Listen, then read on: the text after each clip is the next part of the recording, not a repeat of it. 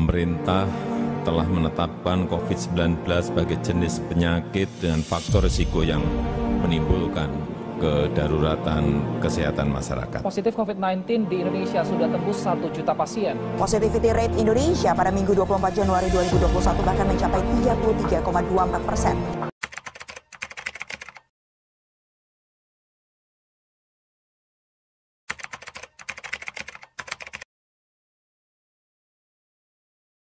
Halo dok. Hai Mas Siki. Oke, apa kabar nih dok? Alhamdulillah Sehat. baik. Oke dok, jadi hari ini aku mau nanya dok tentang Eling si Pri. Iya, ini pas banget pakai kostum Pri. Iya benar dok, udah kayak Pri banget nih dok. Saya pengen tahu nih dok, bagaimana awal terciptanya ide Eling si Pri itu? Jadi pertama tuh idenya itu dari dokter gigi Faradila. Jadi dia itu kan mengingat masa pandemi ya, wilayah Kemirimuka itu kan luas, jadi dari 2 kelurahan, dan di sini juga 2 kelurahan tuh Pondok Cina dan Kemirimuka. Terus kemudian juga di sini ada 14 SD. Wow, banyak banget ya. Saat pandemi kan nggak mungkin kita stop tuh semua aktivitas, penyuluhan harus tetap jalan ya. Nah, jadi dari situ dokter gigi Faradila menginovasikan buat inovasi ya. berinovasi untuk Puskesmas Kemirimuka dengan nama Eling si Pri. Singkatannya sendiri dari edukasi siswa lewat daring. Inovasi Puskesmas Kemirimuka Di masa pandemi tentunya dok ya, karena memang pelaksanaannya tadi lewat daring itu ya. Oke, nah setelah pelaksanaannya dok, bagaimana signifikansinya nih, perubahannya ada gak sih sebelum dan sesudah diadakannya Eling si Pri ini? Jadi untuk signifikan tuh pasti ada ya Mas Siki, dan ini sangat berpengaruh banget. Jadi untuk cakupan penilaian kinerja Puskesmas Kemirimuka sendiri pada saat pandemi kan kita stop kegiatan. Itu pembinaan kesehatan gigi dan mulut siswa SD itu 0%. Setelah ada Eling si Pri, alhamdulillah sampai dengan Juni 2022 itu kita sudah melakukan penyuluhan ke 14 sekolah dasar, jadi yang ada di Kemirimuka ya. Jadi cakupannya mencapai 100%. Masya Allah. Dari 0% ke 100%. Oke, berarti ada perubahan yang sangat berpengaruh ya dok ya, dari 0% ke 10%, 100% tadi. Nah, untuk tujuannya sendiri sih dok, ada gak sih capaian yang diraih gitu atau yang dituju untuk mendukung kita sebut saja program SDGs nih dok? Ada gak sih yang mendukung ke sana? Ada Mas Siki, jadi SDGs itu kan sendiri tujuan pembangunan berkelanjutan ya. Jadi kontribusi nyatanya itu dapat diukur dari inovasi Eling si Pri itu di tujuan ketiga dan keempat, di mana tujuan ketiga itu kehidupan sehat dan sejahtera. Jadi di situ kan sudah 14 sekolah, di situ anak murid didampingi orang tua dan guru, itu jadi sudah mendapatkan penyuluhan. Jadi dia akan membiasakan hidup sehat. Ya, jadi di situ kan kehidupan sehat dan sejahtera. Jadi dia sudah dapat menjalankan hidup sehat dengan caranya menerapkan diet makanan sehat, terus cara sikat gigi yang baik dan benar, kemudian cara menjaga kesehatan gigi dan mulut sendiri pada saat pandemi. Kemudian yang poin yang 4 yaitu pendidikan berkualitas. Nah, ini dari cakupan pembinaan kesehatan gigi sendiri yang 100% pada 14 sekolah itu merupakan pendidikan yang berkualitas. Seperti itu. Jadi memang sangat mendukung sekali dari sisi peningkatan kesehatan, dan juga tadi dasar kita adalah pencerdasan kehidupan bangsa ya dari sisi pendidikannya. Nah, itu kan kontribusi dari program Eling si Pri kepada SDGs. Nah, untuk daerah Jawa Baratnya sendiri dok, kontribusi yang dihasilkan dari Eling si Pri ini apa nih? Kita berharap sih ini kan dimulai dari Puskesmas Kemirimuka dahulu. Nah, kita berharap nanti kan ini kan seluruh dunia ya, bahkan seluruh Indonesia kan memiliki masalah yang sama. Jadi untuk cakupan penyuluhan siswa di sekolah dasar itu kan rendah. Jadi kita berharap dengan adanya inovasi ini jadi daerah ataupun provinsi bisa mengikuti gitu dan mengadaptasi sistem yang dilakukan seperti si Eling si Pri ini. Betul. Karena memang kita pengadaptasian di masa pandemi dengan segala online gitu, semoga bisa diikuti oleh instansi lain ya, yang tentu memang dalam hal edukasi dan juga pemberian informasi kepada masyarakat. Lalu dok, dalam pelaksanaannya sendiri nih Eling si Pri ini, bagaimana sih, sudah sejauh mana atau dari sisi keuangan, metodenya, strategi?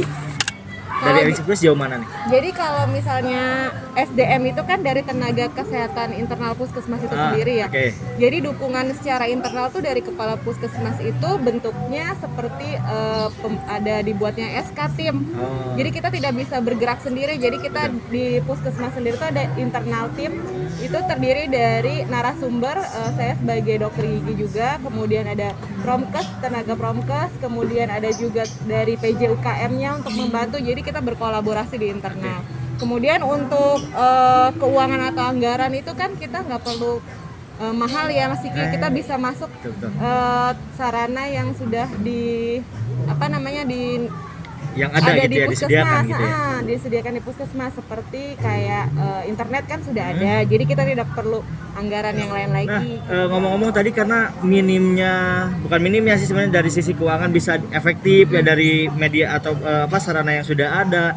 Bahkan minim juga gitu terhitungnya. Jadi bisa diimplementasikan juga nih di instansi lain. Nah, Dok, untuk keberlanjutannya nih ke depannya apakah kalau saya tadi dengar di awal ini juga warisan mungkin ya, bisa disebut warisan dari Dokter Dilana. Untuk keberlanjutannya sendiri berpotensi gak sih, Dok? Iya, untuk keberlanjutannya sendiri kan saya juga sendiri melanjutkan programnya dari Dokter Gigi Faradila tadi. Nah, ini juga sebenarnya sangat adaptasi banget ya, maksudnya jadi bisa direplikasi, betul. Bisa disesuaikan kayak gitu. Jadi untuk keberlanjutannya sih mungkin nanti secara eksternal itu kita bisa mengadakan mungkin mencari sponsor dari usaha peran dari dunia usaha lain, betul. Gitu. Terus kemudian juga Elingsi Peri ini dapat dikembangkan sehingga nggak hanya untuk penyuluhan siswa SD saja, tapi untuk penyuluhan mungkin kesehatan yang lain dengan sasaran yang lain lebih banyak. Oke, jadi nanti mungkin ketika sekarang materinya seputar kesehatan gigi dan mulut, kedepannya bisa berinovasi lagi dengan materi-materi muatan-muatan kesehatan lainnya, Dok ya. Iya, benar. Jadi wah menarik banget nih ya Elingsi Peri ini. Nah, terakhir nih, Dok, dari saya, kita juga membutuhkan suatu dukungan atau mitra nih, Dok, dari lintas sektor yang lain. Kira-kira sejauh ini sudah ada gak sih dukungan dari pihak lain? Iya, untuk kolaborasi pemangku kepentingan ya, memang ini kan berkontribusi yang paling berkontribusi itu adalah pihak sekolah, kemudian dari puskesmas sendiri, kemudian juga dari kelurahan, kecamatan, dan itu sangat penting banget buat kita untuk mensukseskan inovasi ini. Kemudian juga bentuk dukungan lain dari Dinas Kesehatan Kota Depok, kita sangat berterima kasih sekali karena Dinas Kesehatan Kota Depok juga mendukung program ini dengan memberikan SK-nya. Nah, SK inovasi juga yang sangat berterima kasih juga kepada Bapak Wali Kota kita juga itu sudah membuatkan SK untuk inovasi Elingsi Peri ini. Jadi betapa besar dukungannya dari pemerintah lintas sektor pemangku kepentingan itu sangat berarti buat kita juga untuk nantinya. Betul, memang jadi ada dukungan yang nyata juga ya yang diberikan sehingga kita sebagai pegawainya ataupun tenaga-tenaga lain bisa lebih bersemangat untuk memberikan inovasi-inovasi yang lebih berkembang untuk tentunya di dunia kesehatan ini. Jadi inovasi tidak harus selalu program yang besar, bahkan kita bisa mulai dengan hal-hal yang kecil yang pastinya ini diangkat dari permasalahan dan juga tantangan yang ada saat ini. Nah, itu dia penjelasan mengenai Elingsi Peri. Gimana, udah jelas kan? Oke, terima kasih, Dok, atas bincang-bincangnya. Semoga kegiatan Elingsi Peri ini bisa diimplementasikan di instansi lain.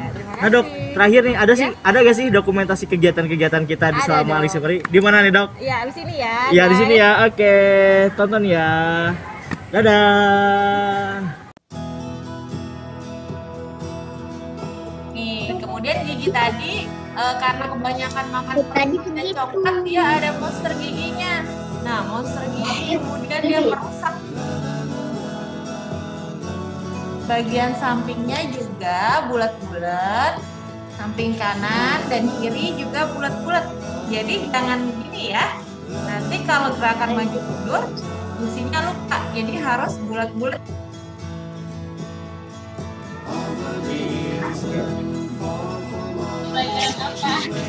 Udah. Terima kasih Rifki, Nadif, Julia, bye-bye. Dadah.